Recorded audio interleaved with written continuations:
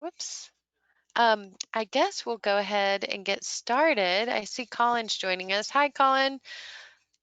Good afternoon. Can you hear us? Yeah, sorry, I was having some internet trouble. Oh, But I'm here now. okay. All right, great. And we are broadcasting right now. So I'm going to go ahead and jump in and give a little bit of background into the Economic Development Department, what we're working on right now, and then turn it over to Colin and Yvonne. So, welcome to this webinar today.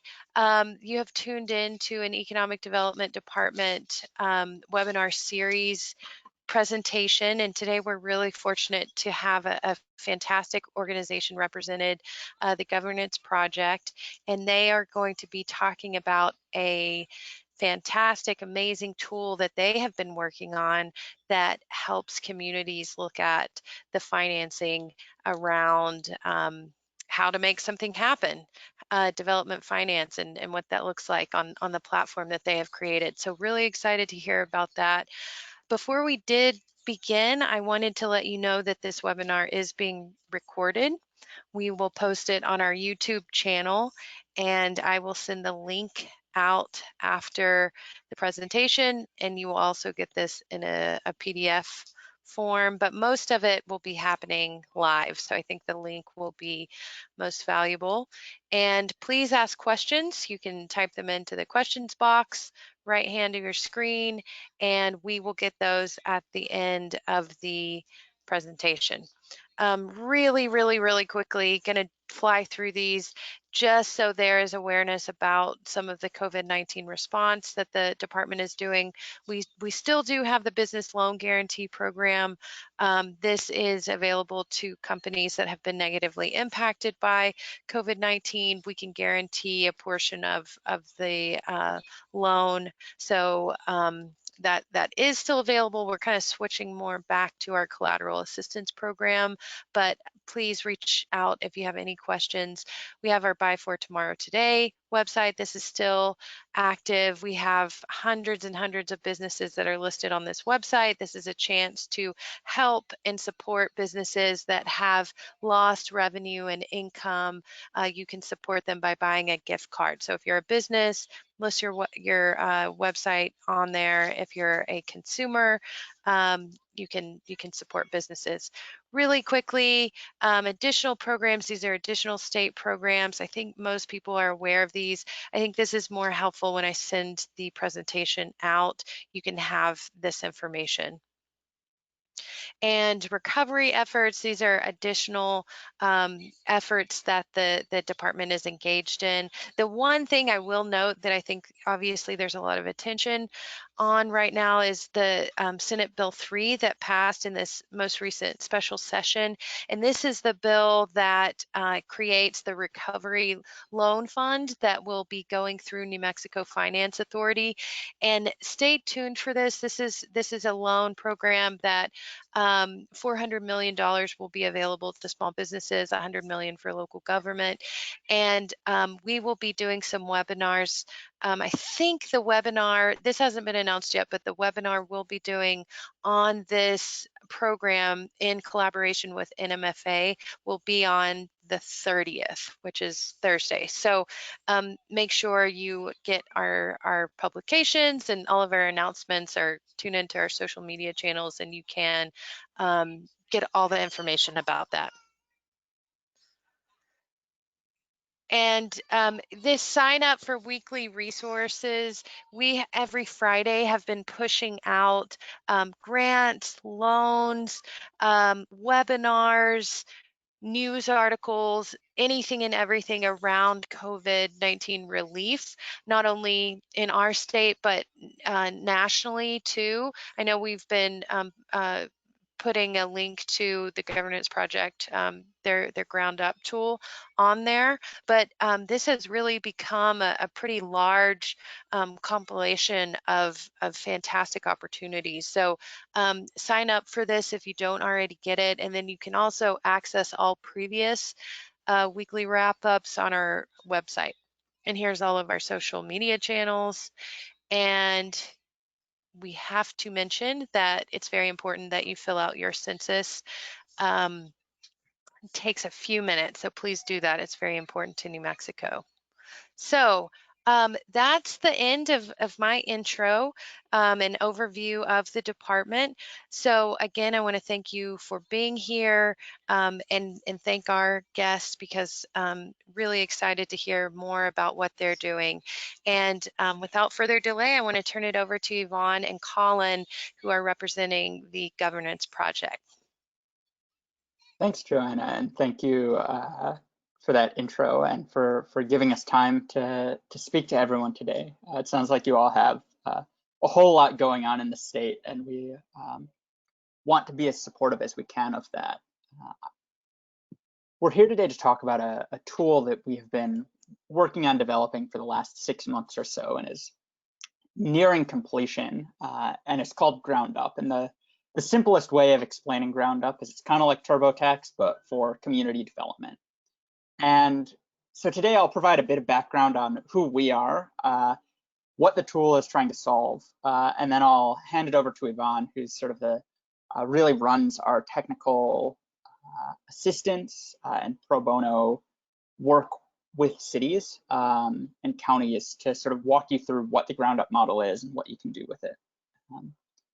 So by way of introduction, the Governance Project is a national nonprofit. We've been around for a couple of years now, and we focus on trying to expand economic opportunity and inclusive growth to different parts of the country and parts that have been overlooked by private capital or by other forms of economic development for decades, if not generations.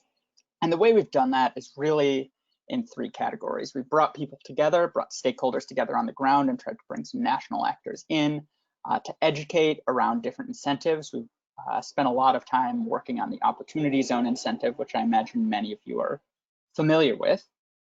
The second way we really do that is we sort of have a think tank function, right? We produce white papers and best practices and toolkits that hopefully make all of your jobs a little bit easier, a little more straightforward, and give you a place to point as you're trying to make difficult economic development decisions. And then the final area is we run sort of a technical assistance shop that is very small scale, and we work really on transformative projects in municipalities. And I'm going to hand it over to Yvonne, who really runs that, to talk a bit about herself and her background. Hi, everyone. Good to be here with you all. Yeah, so in the past, the Governance Project really worked one-on-one with communities. So we would work with communities who put together their Opportunity Zone prospectuses and then maybe hadn't seen a ton of investment actually flowing in from the private sector. And so the work that we've been doing is building out a financial pro forma for the potential projects that people had in mind and really working through the assumptions there to figure out what could work, what kind of capital are they looking for, who should they talk to, how much is it going to cost, and really try to put the public sector in the driver's seat for getting the kinds of developments that they actually want to have in their communities. And through that work, we sort of saw a major need for scaling what we do across a lot of the country. And so what we've built for you today and what we're excited to show you is a tool that allows you to do a lot of that work yourself without a ton of financial experience if you don't have it. So we're excited to be able to give more people the ability to model out their projects without having to work one-on-one with our small team. So I'll show it to you in a minute after Colin talks a little bit more about what we hope you'll get out of this. Yeah, so in brief, right, GroundUp is a web-based platform where you can enter very simple, rudimentary information about any projects you have that you're either thinking about, that are in your pipeline, that you're trying to evaluate. Is this worth my time? Is it worth my time to sort of hire a consultant to scheme out this project? Is it worth my time to go into looking at what different types of public financing are available and try and pursue an investor? We wanted to make that decision really easy for you up front, right? And so what we did is we built this web-based model that started as a spreadsheet and has turned into something that is hopefully much more fun than a spreadsheet and much easier to use. for specifically real estate projects, right? For commercial projects, for residential projects, for office projects. It's a free model, so it's open to everyone to use. We don't charge anything for it, and your data is completely private when you're using it. And we really tried to solve this gap of, you all have good ideas of what works for your community, but you don't necessarily have the time to go through and build out complicated financial models, which is what private capital wants to see when they're looking to invest in a place. And so we've built a model that allows you to really easily see what the investor sees, right? What is the IRR?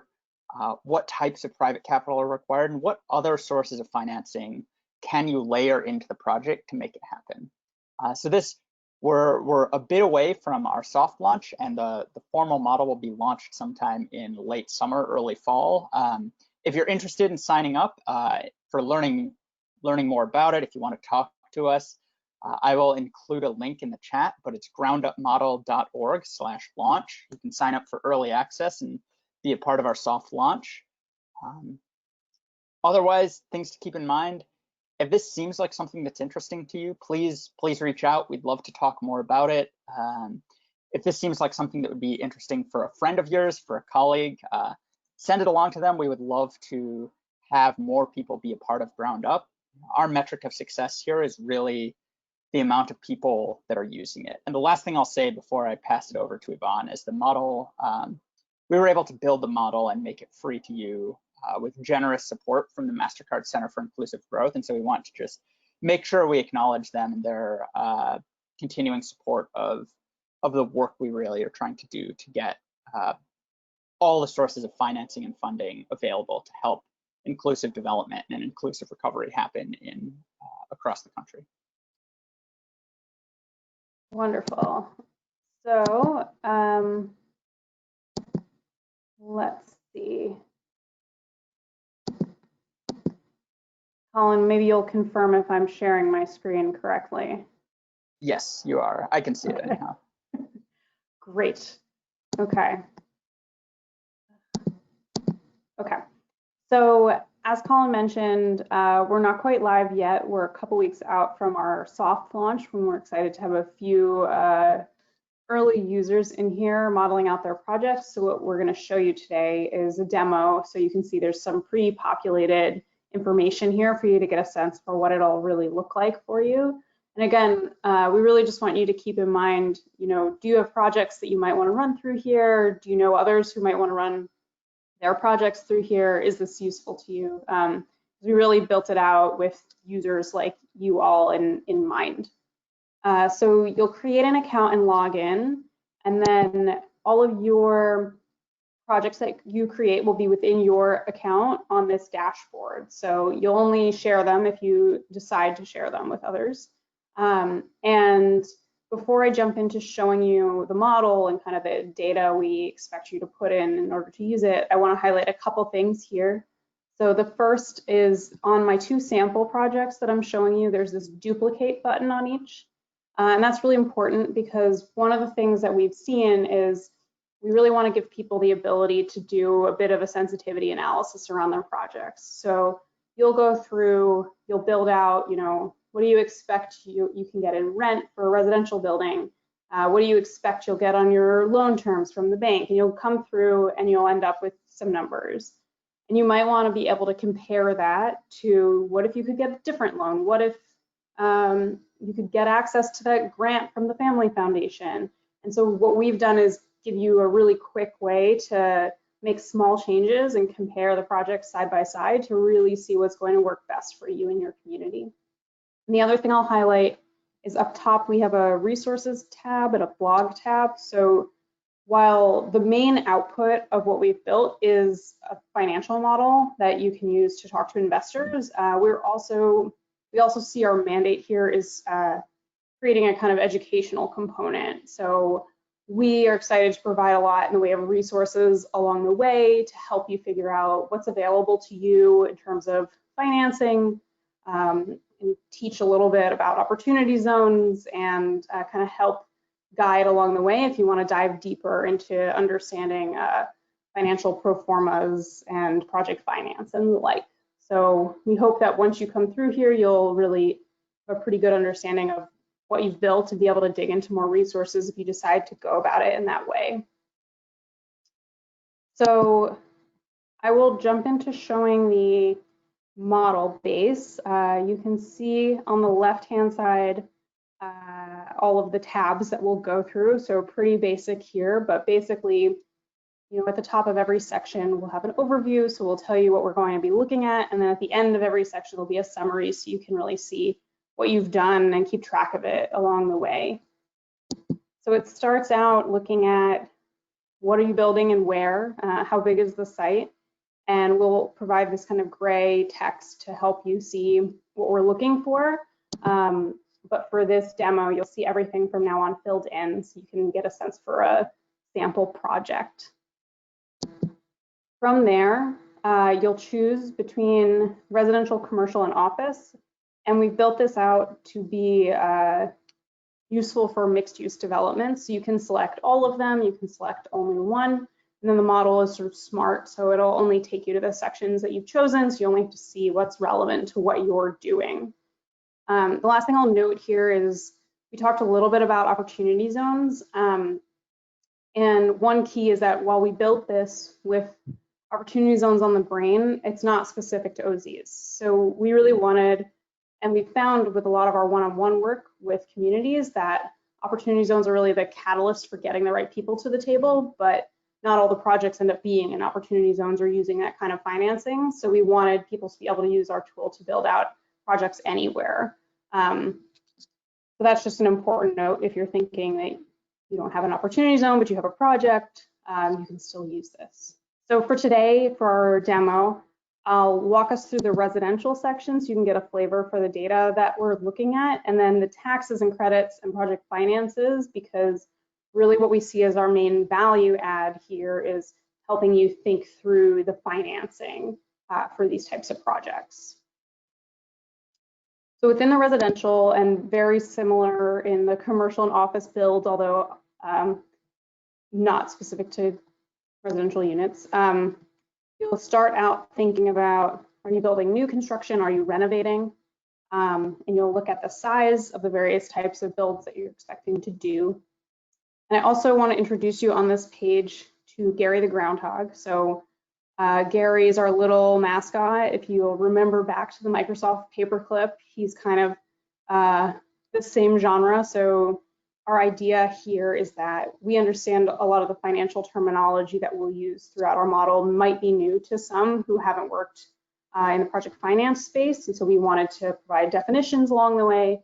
We also want to provide resources, links, and also some data to help you think about what's a reasonable assumption for you to put in these fields. So for the most part, the fields are all blank when you first get to our model. And that's because we wanted this to be functional for people across the whole country. So it should work in Phoenix, and it should work in rural New Mexico, and it should work in LA and whatever. So because of that, we have really tried to provide you some resources and tell you, you should go here, talk to this person, use this link to figure out what's a reasonable assumption for you guys and for your locality, so you can get the best sort of hyper-local data and have the best outputs possible in your model.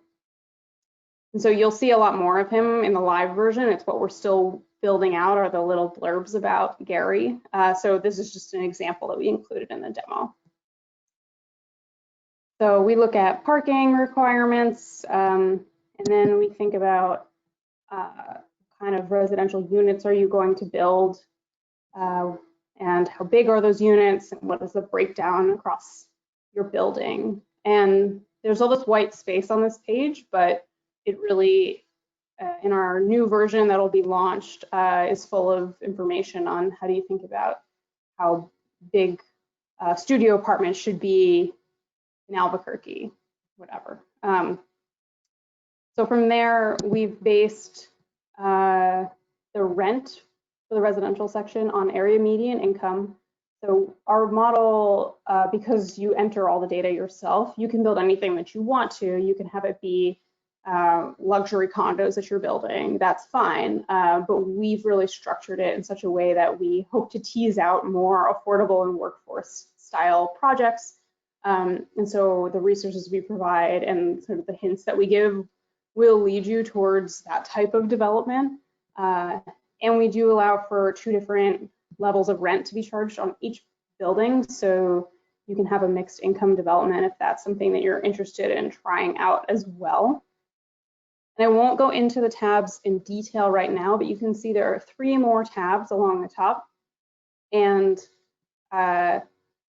those will go into more detailed operating and revenue assumptions. So everything from maintenance and janitorial expenses to utilities, and so we allow you to kind of dive into those details of what it really takes to operate this part of your building.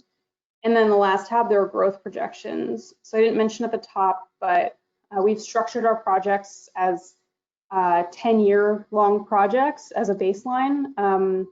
That's partially because we think about opportunity zones a lot and investors need to hold their projects for 10 years. It's also because we want to give you 10 years worth of financials at the end. And so having a 10-year project makes that easy to do for us. So you are able to, through this tab and through similar tabs throughout the model, change, what do you expect your occupancy level to be in your building, and change rent over the course of 10 years if you think it'll go up, change your expenses if you think those are going to increase. And so hopefully we're able to provide you with quite a realistic view of what it might cost you to operate such a building. So I'll skip through. The commercial and office sections are very similar. They're not based on AMI, but they have the same types of information that go into them. So if you are thinking about building a office space, or you have retail coming in, light manufacturing coming in, all of that is possible within our model as well. So for now, I will show the taxes and tax credits part of it. So once you figure out what you want to build, we go into detail on where are you located and what are the tax rates. And then we also allow for the ability to include various different types of tax credits in the project. So a lot of the kind of publicly beneficial and impactful projects that we've worked on have required the use of some kind of public funds or tax credits. And so we've built our model to be a kind of general way of doing this. So you can include them on an annual basis in terms of dollar value or in terms of square foot. And then you can also include them upon sale at the end. And so one of the things that we'll be doing on this page is walking through how to use this general version to model some of the more common tax credits that we've seen, like TIF and LIHTC, but understanding that there are hundreds of different variations of these across the country. And so we wanted to allow for a general enough model for you to include anything that you have in your area. And this is one of the things that we expect people will want to play around with a little bit. So you might go through your whole project and say, no, I'm not receiving tax credits. See how you come out the other side, how that would look to your potential private investors. And if it doesn't look good, you might come back here and see sort of what the level of public financing, public dollars that you might need to spend to make the project attractive to private capital. So this is really where we hope you'll spend some time, and it'll kind of give you the means to figure out, if an investor comes to your door and says, I need X dollars of TIF to make my project work, you can test that assumption on your own and come to the negotiating table at a strong place. So after you decide on that, we go into our very detailed project finances section. So it starts out looking at all the construction costs, so site work onto per square foot costs for all of the choices you made earlier in the model, and then soft costs as well. And throughout here, again, we know that these aren't numbers people have on the top of their head, so we do provide a lot of guidance in the form of Gary again and some tips as to how to think about these numbers, where do you look for them, and what's a reasonable range for the percentage-based ones as well. once you've decided how much everything is going to cost, we move through to how are you going to pay for it. So we start the financing portion of our model with debt. So you can sort of see on the sliding bar how much of your project you're funding, and then see through the debt service coverage ratio how much debt is reasonable for you, what you're able to cover with your cash flow. And so we've structured this so that you can have a construction loan that'll convert to permanent financing if you choose to do that. It's not a super complex debt facility here, but really what we're aiming for is giving you an idea of how much are you asking for, how much are you able to cover, so you can have those negotiations with the right partners and be in the right ballpark around numbers.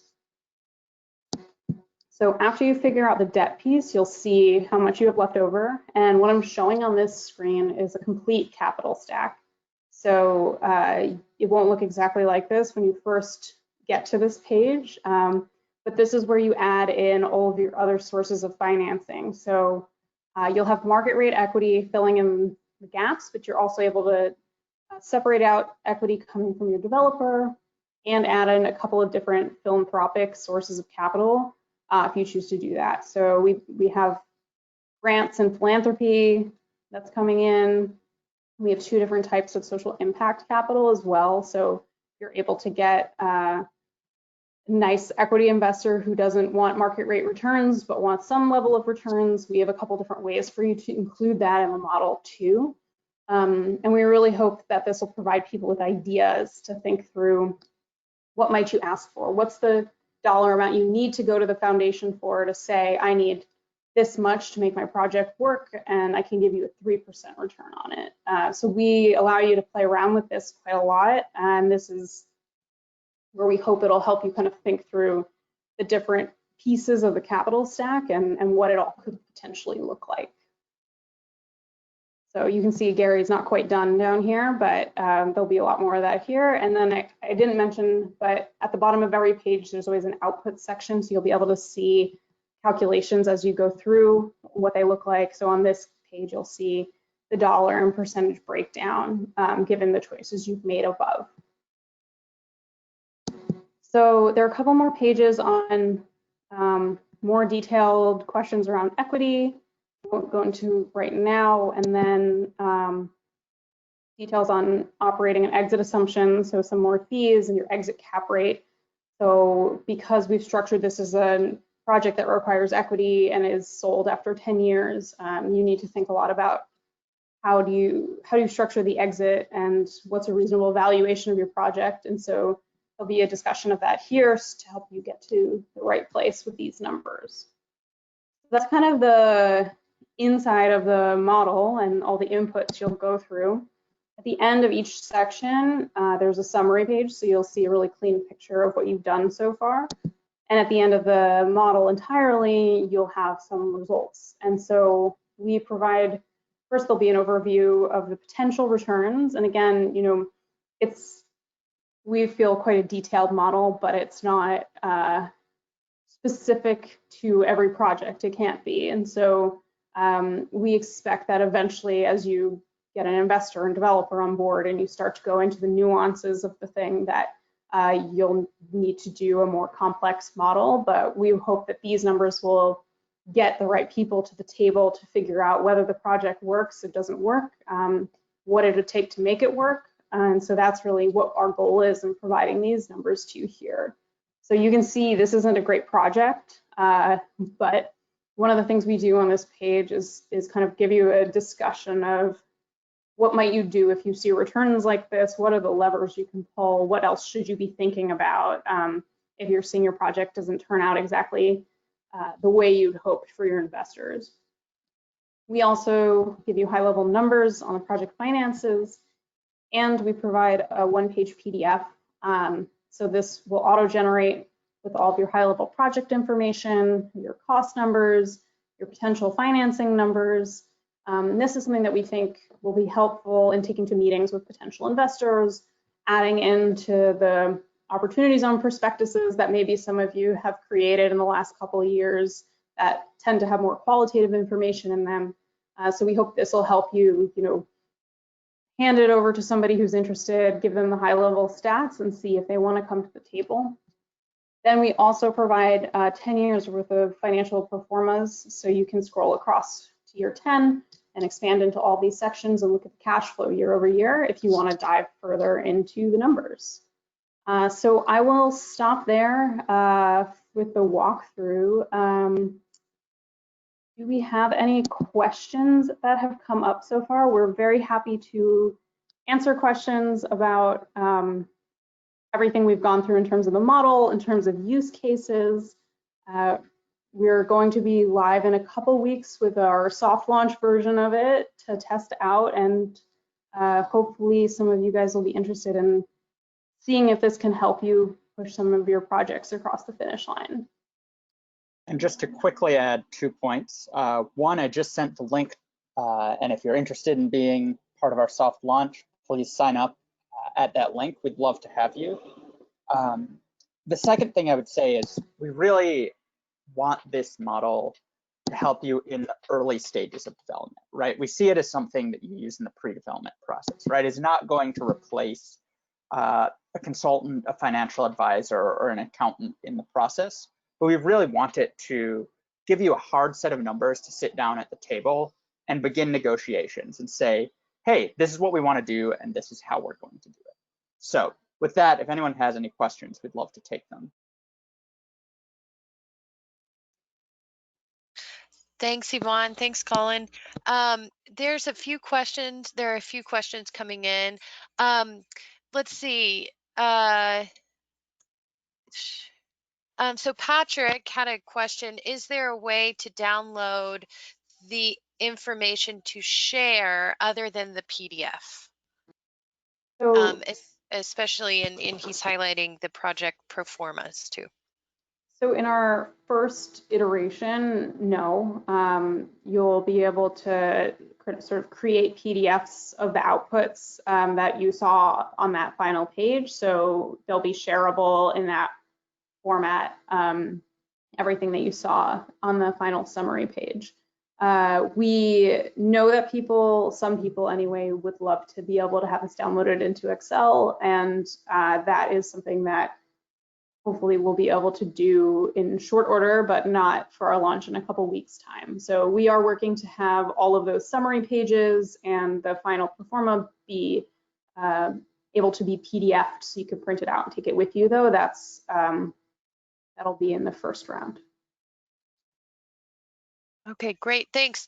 Juliana had a question asking, is this product just for construction?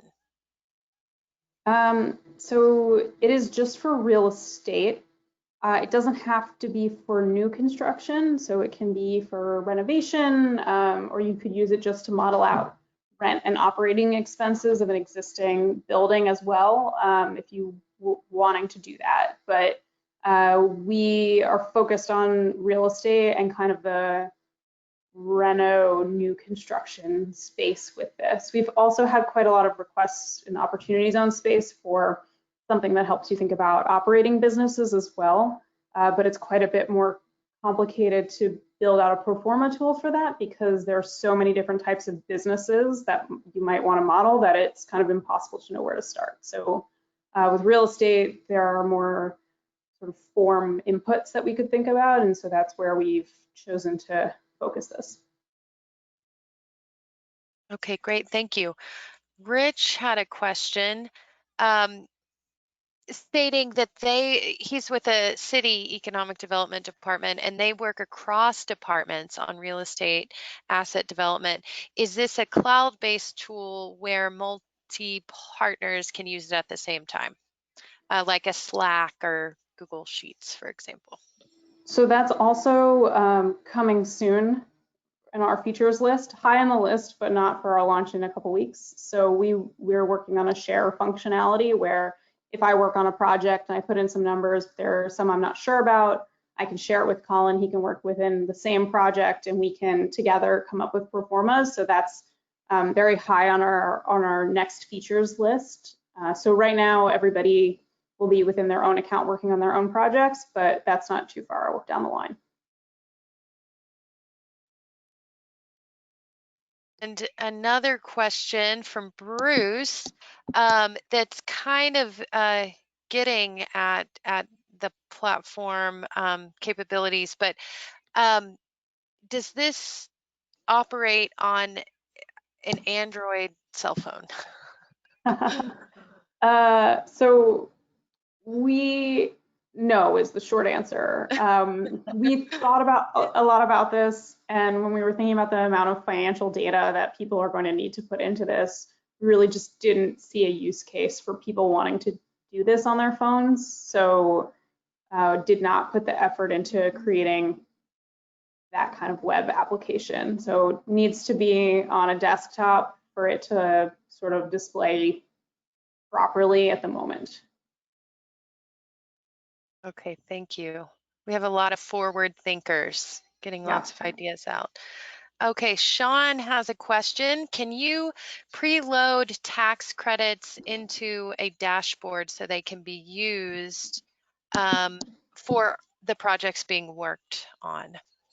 So the best way to do that is through that duplicate function that I highlighted earlier. So if you spend a lot of time modeling out some kind of tax credit that works for your town, then you can just duplicate the project and keep the inputs that you want to keep and change the ones that you want to change. So that's, I think, and then you can rename it so you can keep it for yourself in a way that makes sense to you. So that's the best way to do that. We don't have the ability for you to save specific sections right now, but I think that's a fairly user-friendly way to do it.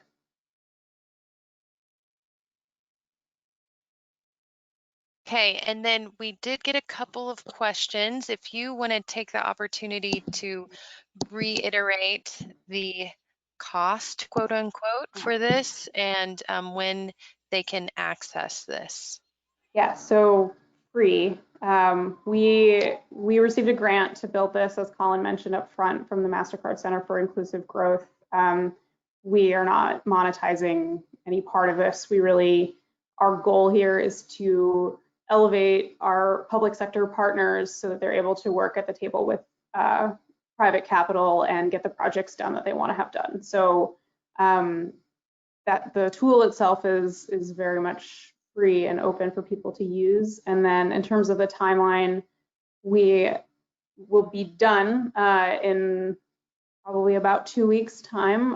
We are going to launch a little bit slowly to make sure that we're really done. So we won't send it out to I can see 60 attendees the first day. So bear with us a little bit. We want to test with some of our close-in partners, make sure everything is working. And then anybody who signs up at the link that Colin sent, that's groundupmodel.org/launch. We'll send it out to you once we're very confident that it's all up and working, but we're nearly there. Okay, exciting.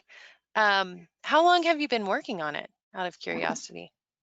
Well, I think the idea and the grant proposal is about a year old at this point, but the hard work started in October. It's been a little while.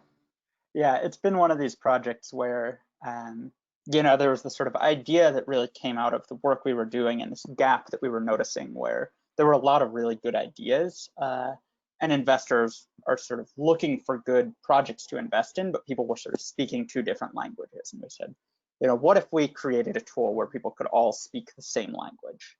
So that was the grant. And then it sort of developed over time after we got the grant, but sort of building out a model that was broadly functional and then translating that into a web-based platform. And so it's been about, 8 months of hard work at this point.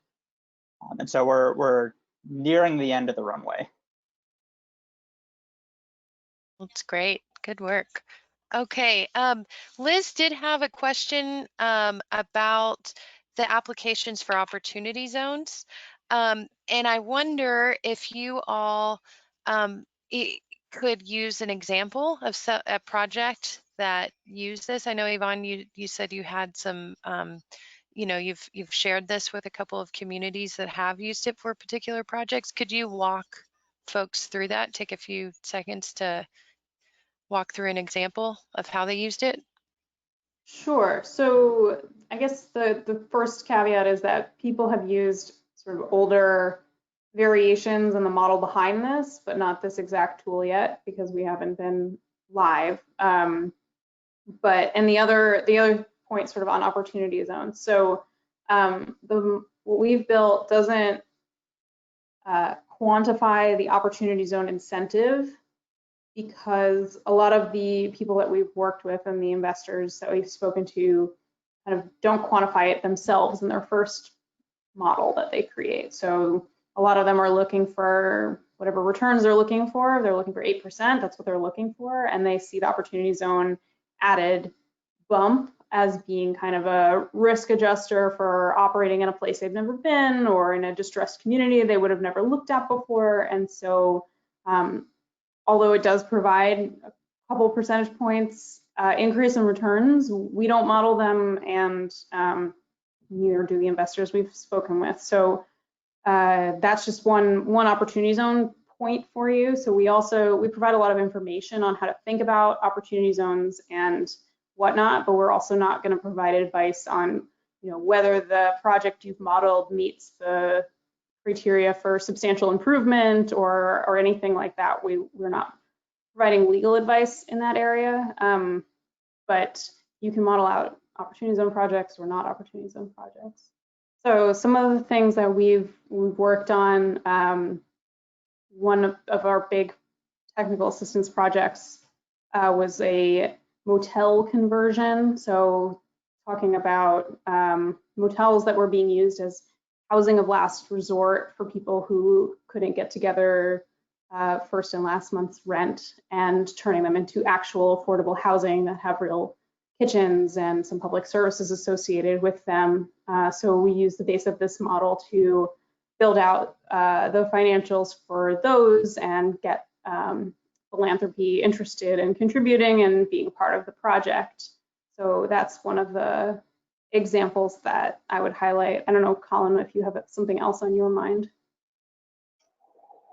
No, I mean, I think in general, right, there are sort of a variety of categories of projects, especially in the opportunity zone space. Like, a lot of people are very interested in sort of mixed use co-working space with some affordable housing residential on it. And that's, in fact, this model that we've walked through right now is really built out around sort of a mixed use office space and residential model. And so it's definitely, we have sort of common project prototypes in there, but in terms of, again, we have resources we direct you to and partners who are very experienced in working through opportunity zones, as well as a variety of other tax credits that we'll point you to, who can provide much more tactical advice on it, around, does this meet substantial improvement and all the other questions to be eligible for that incentive. But for now, as Yvonne mentioned, we sort of focus on the project types that we see as very common. And in addition to that, we sort of say, if you're working in an opportunity zone and planning on using that money, assume there's sort of a 2% bump to the IRR, but assume that the investor really discounts that because they see it as a de-risking mechanism.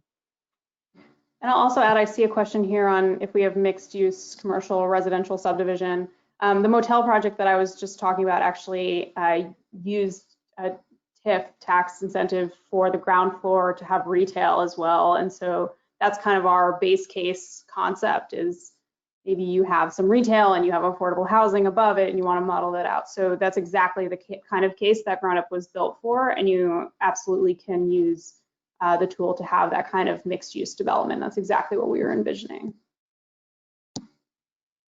One of the other questions I see in here that I just want to flag, because it's a really important one, is, will all the fields be required in order to move on to the next page? And the way we've built this is they're not required. You can move on and you can come back to pages, because some of them require a bit more desktop research, but your IRR will only be as good as the numbers that you put in, right?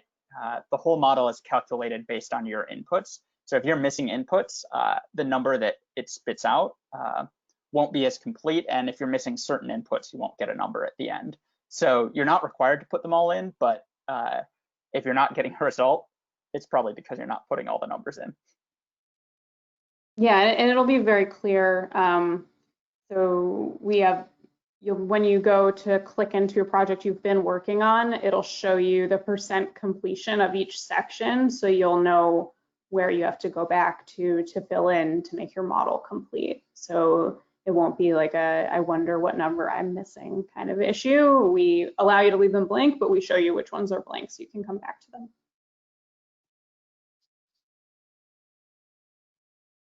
Hey, great.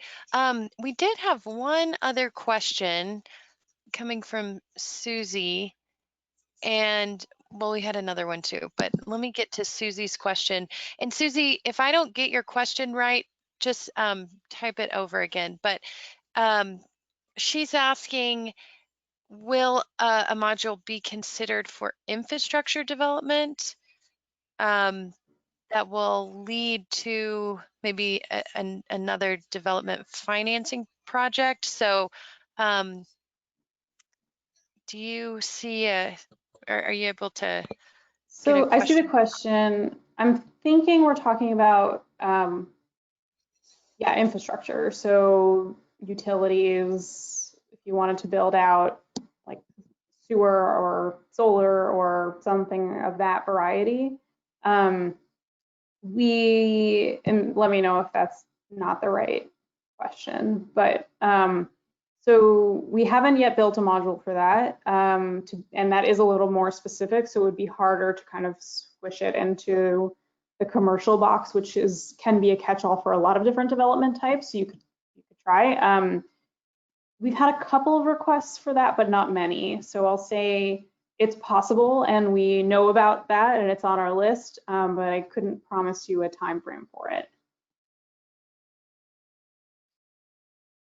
Okay, great. Thank you, Yvonne. I know we work with a group called Fund It that brings together state and federal agencies, and we'll hear economic development and community projects from around the state. And so infrastructure obviously is a big part of those projects, and there sure would be interest in having a model to look at some of those. So, and then we did have one other question coming from Bruce. This will probably be our final question. What kinds of guidance or additional training will be available utilizing this? Sure. So I think one of the things we're building out is that kind of accompanying content. So pretty much every single field will have a definition and some commentary and some more information and links embedded within the model. So we really hope that it's something that you'll be able to use on your own without needing additional training and assistance, because it's all going to be right there next to the questions that we're asking you.